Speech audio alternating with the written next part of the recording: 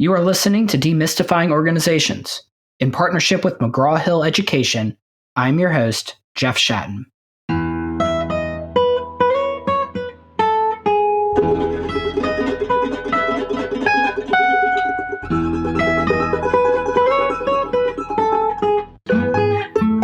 guest today is the brilliant Peter Zeihan. I'm just going to say a word about Peter before I bring him on the podcast. Peter has had more of an impact on my thinking about America and its role in the world, probably more so than any other thinker. He has, I've read now all three of his books. The first one was called The Accidental Superpower, the second, The Absent Superpower, and now his third book that just is coming out today is Disunited Nations. And I don't always agree with Peter, but he has some of the most cunning and sophisticated insights into the global economy, our globalized system, America's role in the world. And you'll see from our discussion just how wide and varied his perspective is.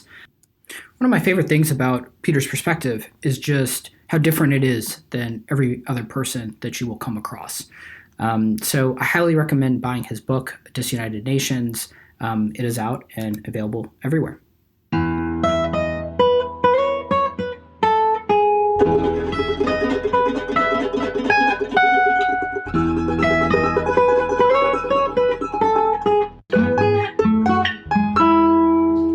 I'd like to welcome to the podcast Peter Zeihan. Peter, thanks for joining me.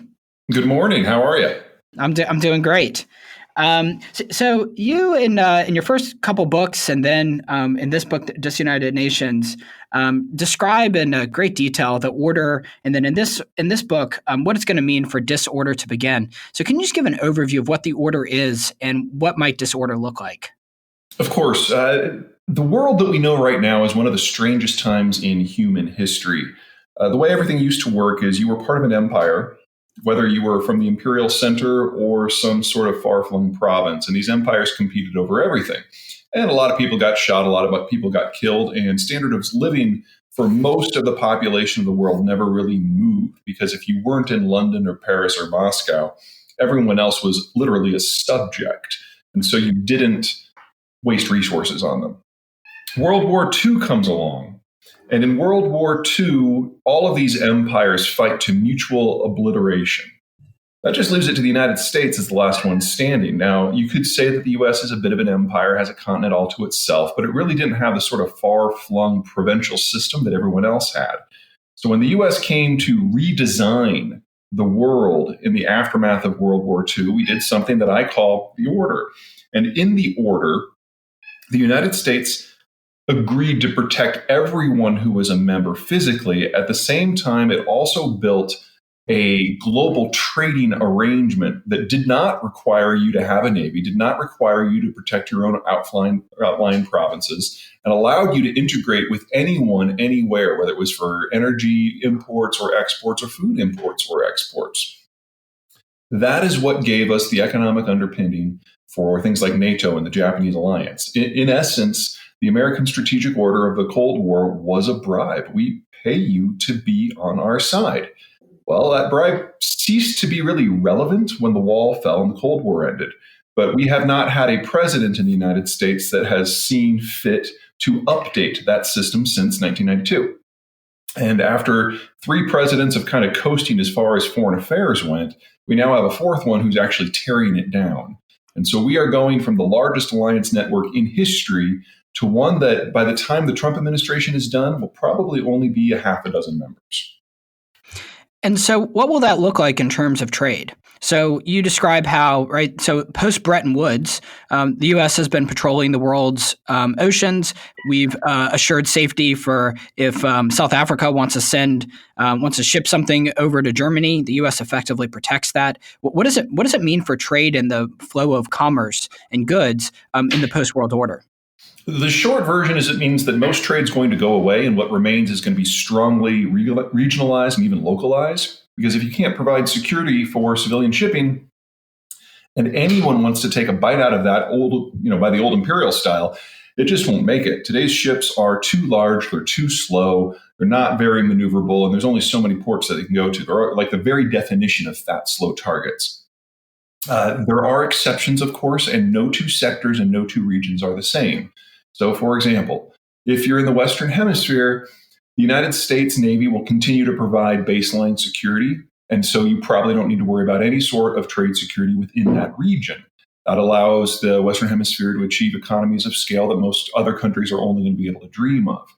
On the flip side, you've got a very intensive competition among Taiwan, Korea, Japan, and China that is right now heavily integrated. That all breaks down. And it doesn't matter if it's agricultural trade or manufacturing trade or energy trade.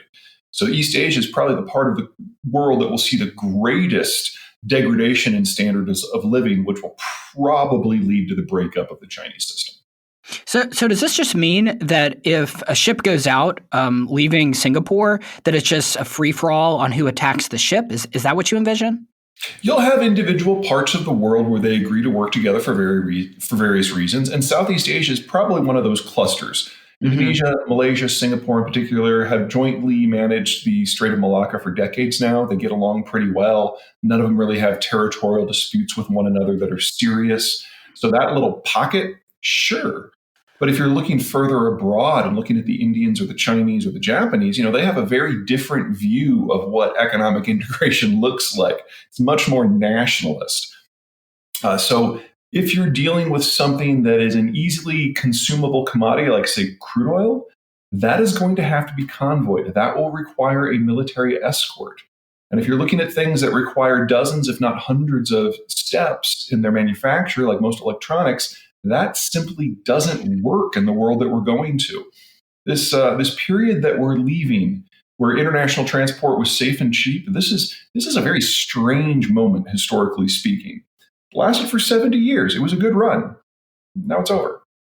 And so wouldn't there be a case for some international body to come together and figure out some coordinated protection of shipping lanes? I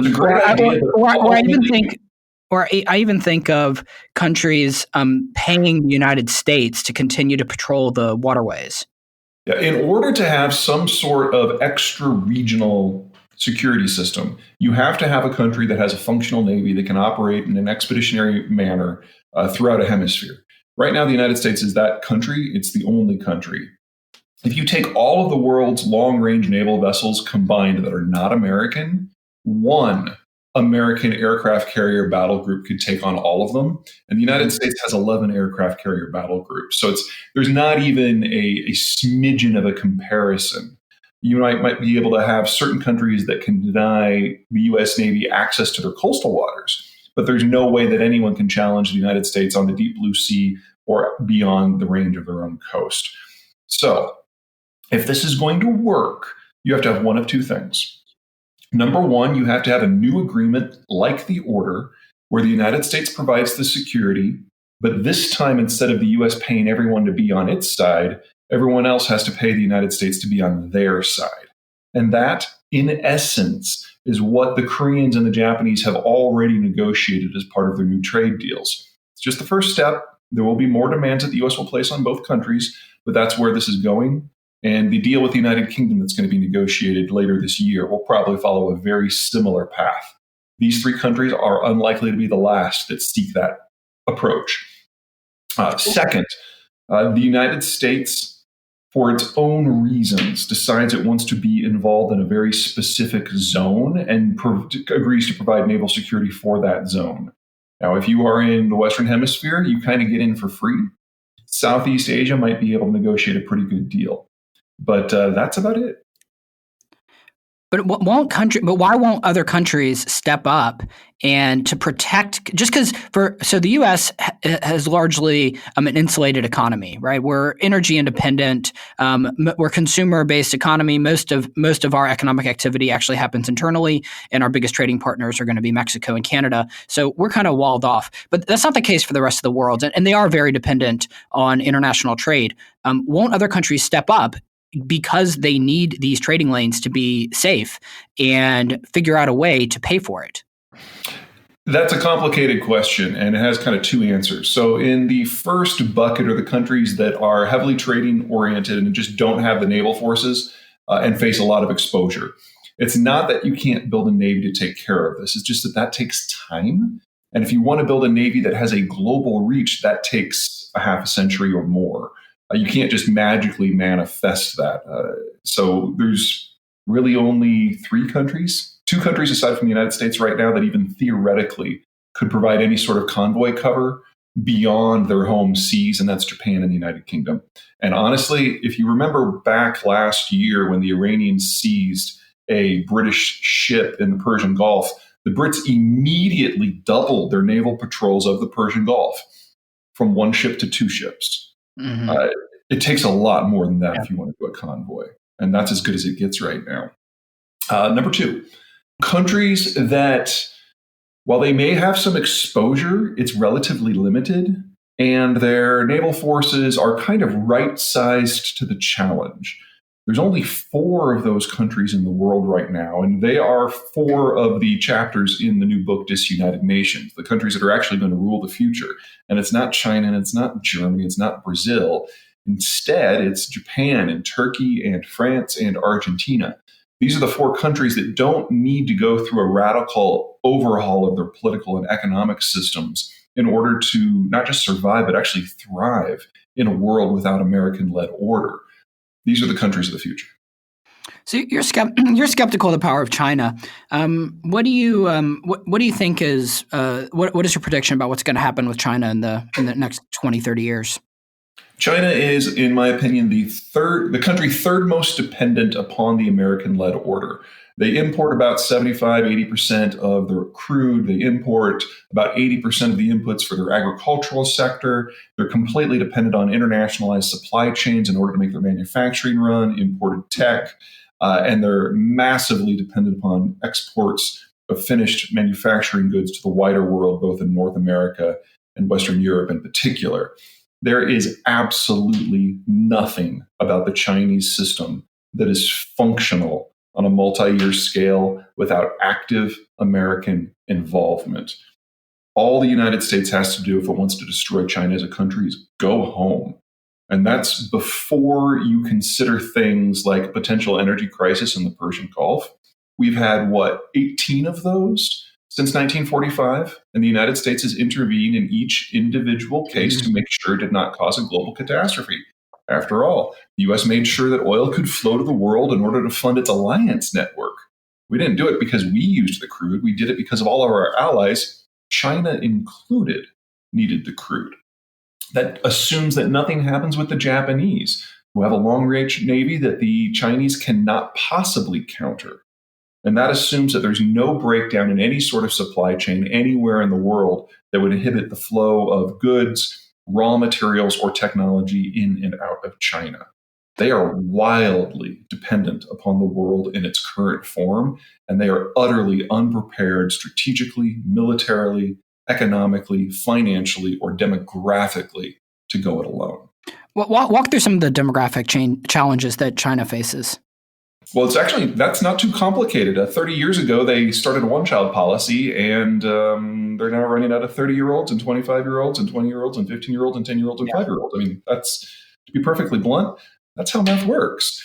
So since most consumption in a modern economy happens in the age bracket that's roughly age 40 and under, the Chinese have ensured that it is impossible for them to ever segue into a consumption-based economy. They just don't have the people, which also means that in a few years, they're not going to have the workforce. And while healthcare has improved across China, it's one of their great achievements. Healthcare without taxpayers in an aging society puts the Chinese kind of in the same bucket as countries like Denmark or Italy, who are already spending 15, 20% of their GDP on pensions. I mean, this is a country that in the best case scenario will completely economically implode within the next 15 years simply because of demographics. That assumes nothing else goes wrong. What do you think of the right? I mean, Kai-Fu Lee captures in his book AI Superpowers some of the incredible investment that's happening on China's end within artificial intelligence. Do you see that as an area that they might be able to hold their own? AI is a really complicated topic, so let me kind of give a little background here. There's 2 types of AI. The first AI is general, and this is AI like the computer can look into a room and identify things that are maybe out of context. So a good example is, let's say that you've got a giant fork on your wall that it's just like a gag gift. General AI would recognize that it's not supposed to be a functional fork. We're nowhere close to that. I don't know anyone in Silicon Valley who thinks that we're going to reach that point before the 2060s, and most of them are even dismissive of that. It's not a processing power issue. It's a cerebral issue, making a machine think, and we just don't even know how to start with that process. So the smart money is on cracking that code. Nobody thinks it's soon. The second kind is applied AI, where you've got a specific task that a human does, and you program a computer to do it better than a human. And it requires a decision tree, sometimes with dozens, sometimes with thousands of steps. But each individual step has to be painstakingly programmed. It is incredibly manpower intensive to do the programming, and it has to be constantly tweaked. Now, the reason that China is doing fairly well at applied AI is because they've got scads of computer programmers, particularly down in southern China in the interior, who work for peanuts identifying things and telling a computer what is a stop sign, what is a street. You know those CAPTCHAs that you do whenever you have to do a security check on your computer and identify all the bushes or all the people or all the crosswalks? Yeah, the Google stuff. Programming there. You're programming an applied AI system. That has nothing to do with security. You're just providing free brain power. Well, the Chinese have people, tens of thousands, maybe even hundreds of thousands of people who do this all day, every day. Well, that tells me a couple of things. Number one, this isn't hardware. This is software. And software, once it's released into the global environment, can be copied within a matter of weeks. So anyone who gets a temporary advantage with applied AI, it is temporary. Second, it means it's man-hour driven, which means that China, which supposedly has a lot of man-hours, is using man-hours in order to excel at a technology that requires man-hours. That's not the competitive advantage that most people think. So while applied AI has huge applications in finance and agriculture and manufacturing and everything else, and it will change the way we operate, there is nothing about it that is a captured advantage in the way a fundamentally new technology like the shale revolution would be, like 5G might be able to be. It's not that it's not important. It's that it's not a massive competitive advantage. What's your take on China and their current debt bomb? There's been several books that have come out about Chinese debt. Of course, there's global debt, which has skyrocketed with low interest rates over the past 10 years. But China more so than anybody else. When I was recently there, I went to several of the ghost cities, and it's just shocking to see. You can go by places where there's 100 massive condos that are all empty. And then you can drive another 30 minutes and find another city where there's another 200 condos that are completely empty. I want to see what's your take on just they're throwing money at absolutely everything that moves. Sure. I don't think you mean condos. I think you mean condo buildings. Yeah, I mean condo buildings. Yes. Yeah, when I say 100 condos, I mean condo buildings. Absolutely. The degree of overbuilding really has gone well past the ludicrous stage. The way it works in the United States is if you want to start a business or build a house or whatever it is, you go to your bank, you have to put up some degree of collateral, and then you get out your loan. And if you can't make the payments of your loan, you lose your collateral. Pretty basic concept. It's totally not how it works in China. In China, the goal is not necessarily to generate economic activity. The goal is to maintain mass employment. And so you can get loans at considerably sub-market rate terms, oftentimes negative, in order to flood capital into a system to build things that might not necessarily be needed. Sometimes the government directs these loans into areas where it wants to achieve some degree of strategic advantage or corner a specific market. For example, that's what they've done with rare earths. But usually it just ends up going into some sort of physical construction, whether it's to build industrial plant or residential real estate or whatnot. Now, back in the 90s and even in the early 2000s, this wasn't a stupid idea. The Japanese, the Koreans, the Taiwanese, the Malaysians have all done some version of this in order to build out their infrastructure. And China, before 1990, had infrastructure that was pre-industrial. So the idea that they needed to do this wasn't nuts. But then they carried it into the modern age and it got completely crazy. So getting data on this is difficult because Chinese data in the best of days is doctored. The Chinese say that only about 2 to 3% of their loans have gone bad. By American standards, the number is probably north of half. And most of the folks who are following this specific sector of the Chinese economy agree that it's definitely the biggest debt bubble in human history in both relative and absolute terms. Now, what this means in a normal system is if it's coming from the corporate side, you can count on a mass banking failure. And to give you an idea, here in the United States, when we had our subprime crisis, which was caused by a somewhat similar phenomenon, we had about $600 billion of loans go bust. And that triggered the Great Recession, and that knocked about 5% of GDP off of our system. Since then, we've been growing again, and the capital system has mostly repaired itself. I don't want to say we're completely out of the woods or we don't have any problems, but we certainly don't have the sort of financial bubbles that we had 12 years ago. We have our own debt issues, but go on. Exactly. So in the United States, that $600 billion of bad loans represented less than 4% of GDP, significantly less than 4% of GDP. And most of them were actually backed by assets that had some sort of value. In the case of China, you're talking about something that's at least an order of magnitude bigger, maybe 2 orders of magnitude. In addition, you're talking about assets that really don't have any sort of economic advantage. Because if you're having a condo complex out in Inner Mongolia, for example, no one's ever going to move there, especially since you've got a population that is in a state of rapid aging and slow motion collapse. So these loans will never be collected upon in the traditional sense. And that should mean a broad-scale financial collapse on the scale that humans have never seen, not just counting subprime, not just counting the Great Depression or the Asian financial crisis, just on a scale we've never seen ever. The additional problem here is this has rapidly gotten political. And again, we don't have great numbers, but the Chinese have gotten into something new called P2P lending, which is kind of like Kickstarter, where you put out a project. We have that. Yeah, we have that with like Lending Club and yeah. Yeah, exactly. But instead of backing a specific project that people like the sound of, they use it to buy another condo. And so you get these, it's kind of like asset-backed securities in the United States, but instead of banks and investors playing, it's like housewives.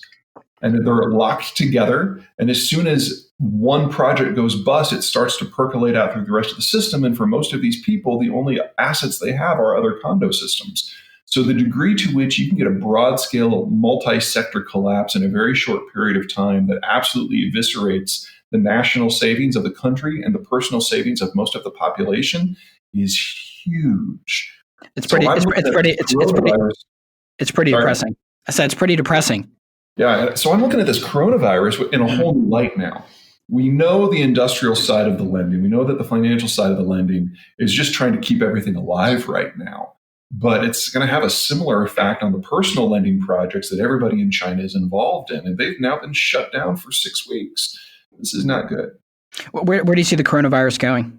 And how will that impact, I guess both China but also the rest of the globe?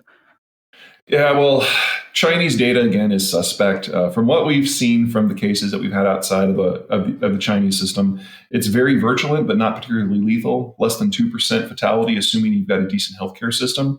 That's still not good, but it's not as bad as, say, SARS was. For China specific, but that still has the capacity. 2% fatality rate still has capacity to shut down industry and to shut down cities. That's exactly what has happened within China. The areas of the country that have been hardest hit are the Yangtze Valley and the Pearl River Delta, and these are the most economically viable parts of the Chinese system. And they've basically been offline now since New Year's. And they're at least going to be offline until March 1st. So we've basically taken 2 of the most significant parts of the global manufacturing supply chain and melon scooped them out of the system. That is having massive consequences all the way down to the consumer. Now, for someone like me, who thinks that the Chinese system was going to break and collapse anyway, this is actually really good. because it gives us kind of a dress rehearsal. Any company outside of China that can't function with these two areas offline, you know that if they don't make some serious adjustments soon, they're just going to disappear as firms. And having that kind of peek into the future is incredibly valuable. I want to turn our attention to Russia and NATO. What do you see as the current and future state of NATO, and how U.S.-Russia relations might change over time? Well, I'd argue that NATO collapsed about 2 years ago. The short version is that Angela Merkel of Germany came to the United States to meet Donald Trump, and she thought she could just convince him to continue doing for the next 70 years what the United States had done for the last 70 years. So she literally brought a bunch of charts and a PowerPoint presentation, and relations collapsed on that day, and they have not recovered. So the United States has pulled most of its forces out of Europe. The Europeans, for the most part, have not replaced them. And so NATO's eastern boundary is basically wide open, and the Russians are maneuvering things to take full advantage. The Russians launched another surge attack on Ukraine this morning. It's pretty bad. What the Russians are waiting for before they move for real is they want to be 100% sure that the Americans really are gone. Now, what their threshold for that is, nobody knows the answer to that question except for Putin, but I don't think it's too far out, which puts us in an interesting scenario. The Russians feel that the only way that they can be secure is if they expand west, reach something a little bit closer to what they had back during the Cold War, when they could anchor their forces in the Carpathians and the Baltic Sea, shrink down the exposure of their borders. But the only way that the German manufacturing model can work. Why is that? Why do they feel that that they have to expand? The Russian population, a bit like the Chinese population, is in a state of collapse. It's just that the Russians are much older and much sicker already. And as a quirk of the borders of the Russian Federation today, they're actually longer than the old Soviet borders, despite the fact that Russia only has half the population of the Soviet Union. So this is actually the least physically secure that the Russians have been in the last couple of centuries. But if they can get back, grab Ukraine, grab the Baltic states, they actually, despite the fact that they'd be occupying another 60 million people that wouldn't want to be occupied, they'd actually have much more securable borders. They'd shrink down from about 3,000 miles of frontier, from about 2,000 miles of frontier to only about 500 miles of frontier. And who are they afraid is going to invade them? Well, if you look at their history, the short version is everyone. Obviously, the immediate neighbors of Sweden and Germany and Poland and China and Japan and the Central Asians and the Iranians and the Turks have all taken their turn. Mm-hmm. But if you look at the aftermath of World War I, even the Canadians and the Australians gave it a go. So while there's no one today that the Russians are really worried about, the Russians know from their own history that they can't just sit back and let history happen to them. They need to be the mover if they're going to be surviving. So the U.S. continues to withdraw its troops from around the globe, and certainly throughout Europe. What are the next moves for Russia, and then how do these European countries like Germany respond? The Russian playbook is, once they're sure that NATO really is gone, they get going in a very big way in the European Union, and then they start moving in force. The Germans are the country that has to respond, because while the Russians need those Western borders to be secure, the Germans absolutely need access to the labor markets and the consumption base of Central Europe in order to survive economically. Remember that the German economy is dependent upon trade for half to 2/3 of their GDP based on how you run the numbers. And if the United States is going to deny the global system by its absence, all that is left is the European system. And the Germans are far more interested and far more dependent on lands east than west.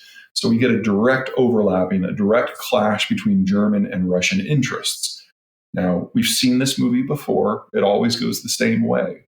Once they realize they're getting in each other's face in a very big way, they try to have a conversation, they try to work it out, they try to split spheres of influence, they try to draw lines. And for a while that works, but eventually it ends in a broad-scale conflict. So the only question is, how long will it take to get from here to there? Now, last time, it only took a couple of years. This time, it's probably going to be in that same general zone, because as bad as Russian demography is, Germany's is worse. So for both of these countries, this is really their last desperate gasp to create a local system that can last the test of time. The Russians don't have the economic strength to make it last. The Germans, at least today, don't have the military strength to make it last. The Russians are going to try to adapt to that by getting a border system that requires fewer people.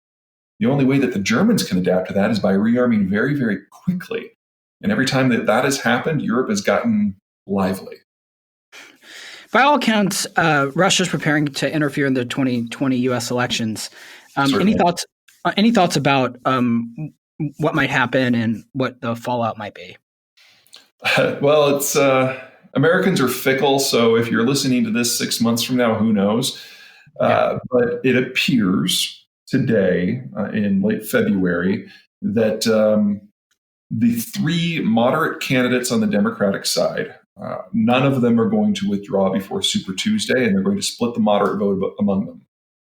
The two candidates that are on the radical side, Elizabeth Warren will probably withdraw and support Bernie Sanders. Then Michael Bloomberg will throw his hat in the ring and he'll dominate the moderate vote, and we'll get a straight runoff between Bernie Sanders and Michael Bloomberg. That is like the dream scenario for the Russian government, because there's no side of any of that you can't intervene on that is not going to split the American Democratic Party completely apart. So this election is the end of the Democratic Party as we understand it. Now, I would argue, and I argue in the book, that we were already coming down this path. The American political parties are made up of factions. Those factions reshuffle every generation or two, and we were already well into that process. The old Republican Party, for example, is already gone. Trump is trying to remake it in his image. For foreign policy, this means that the United States is absolutely incapable of even having a conversation with itself about what it wants out of the world, much less how it might achieve it. So the Russians are going to get what they want. As for who's going to win the election, that's a whole other topic. Yeah, but don't you? But at some point, whether it's Bloomberg or Bernie Sanders, the Democratic Party will coalesce behind one candidate because they have a shared hatred of Donald Trump. On some level, won't that unify the party to some degree? I disagree completely. The Democrats certainly proved in the last election that they were incapable of doing that, and the Sanders crowd has made it very clear that it's Bernie or nothing. And the not quite so unofficial motto of Bernie Sanders is destroy the Democratic Party so we can have a revolution. This is not the sort of thing that people rally behind. So if it is Bernie Sanders, expect wide-scale abandonment of the Democratic Party from mainline Democrats. I agree with that. Sure, yeah. And if it's Bloomberg, expect the same out of the Bernie crowd. There's the only way that the Democratic Party survives this is if somebody like Klobuchar or Buttigieg or Biden gets the nomination and can somehow convince Elizabeth Warren to not back Bernie Sanders. I don't find that very likely. Do you think has Trump increased or changed the speed of the change of the order, or changed his trajectory? On the edges and in the details, absolutely. I would argue that if Hillary Clinton had won the last cycle, we would still be going in more or less the same direction. It would just be a lot more organized. It would be clear which allies the United States was abandoning and why. And we'd probably take a more, here's a jaded term, a more professional approach to the trade talks as opposed to this swinging sledgehammer that we've gotten used to. I'm not personally a huge fan of Trump, but that doesn't mean that his policies won't work. We're in a moment of time where the United States holds all the cards, and the U.S. has the option of doing whatever it wants on the global scene. So what Trump is doing absolutely can work. I think, in what sense? Well, the trade order as it existed was specifically designed to disadvantage Americans. The whole idea is we pay everyone else to be on our side. So if we had gone out imperial style, it wouldn't have been a bribe. Trump is doing away with that. And because the United States is the country that pays the bribe and controls the security environment, it can do that however it wants. Would I do it this way? No. But don't take that as me condemning Trump, because I wouldn't have done it the way that Obama or W or Clinton did it either. We've had 30 years of presidents in this country that either ignored the international system or took baby steps to denigrate it. This is the natural end of that road.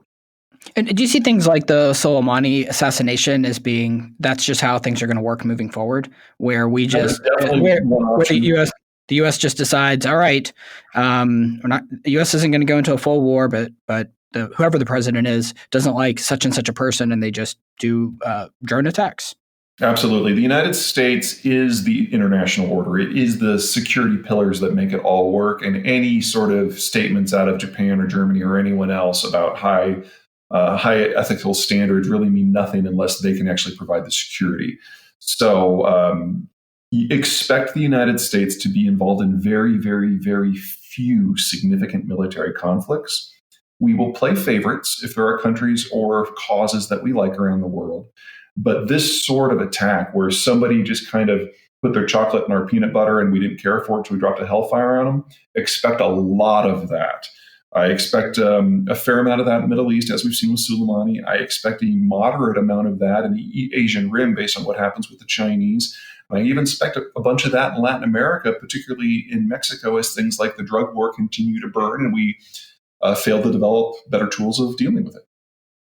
Do you think the U.S. will survive okay over the next few decades? I'm thinking the image of the city on the hill has taken a lot of tarnish in the last 30 years. I think it's going to come back, not because necessarily the United States is going to do anything glorious or erect this moral foreign policy that is going to save lots of lives. Mostly it's going to happen because the rest of the world is going to degrade so incredibly while the United States really doesn't move at all. The U.S. is a net energy exporter. The United States is a net agricultural exporter. And the more problems East Asia and global trade in general have, the more manufacturing that's going to come back. Now, these are all very good things for the American population structure, the tax structure, and the labor force. So if you have a general degradation everywhere else and the U.S. does okay, the only migrants that are going to be able to make it to the United States are those that can afford the trip. So we're going to even get more skilled migrants of the kind that Donald Trump says that he wants. In that sort of environment, regardless of what's going on with politics in Washington, the United States is the place to be. And that's before you start considering things like a more aggressive Japan or Germany might not be entirely democratic. A lot of these countries that have been able to thrive and moderate and become neo-pacifist in the last half century have only been able to do so because the United States has provided the economic and security underpinnings of those systems. If you remove that, if they have to do things themselves, there's going to be a lot more shooting in a lot more places. And that is not necessarily codeterminous with the sort of political government that we've become used to in a lot of the world. So the U.S. companies there's still going to be several U.S. companies that are dependent on the order, right? I mean, I think of Apple or Caterpillar. We have massive U.S. companies who are still going to want to trade abroad. How do those companies function in the next stage, or what we would call a dollar diplomacy? How do they operate in moving forward? Well, there's two big ways. The idea of dollar diplomacy is that American firms, American individuals, whether doing it for moral reasons or economic reasons, will venture out into a world where the United States is not providing security cover and basically make policy themselves by their actions, even if not their intent. The easiest place to do that by far is Latin America, because here you have an area where the Americans are providing de facto security, and these are, for the most part, countries that don't have a good manufacturing base and are dependent upon the export of raw commodities, particularly in agriculture. And they absolutely need external assistance when it comes to things like financing and processing and managing exports. That's something the United States is very good at.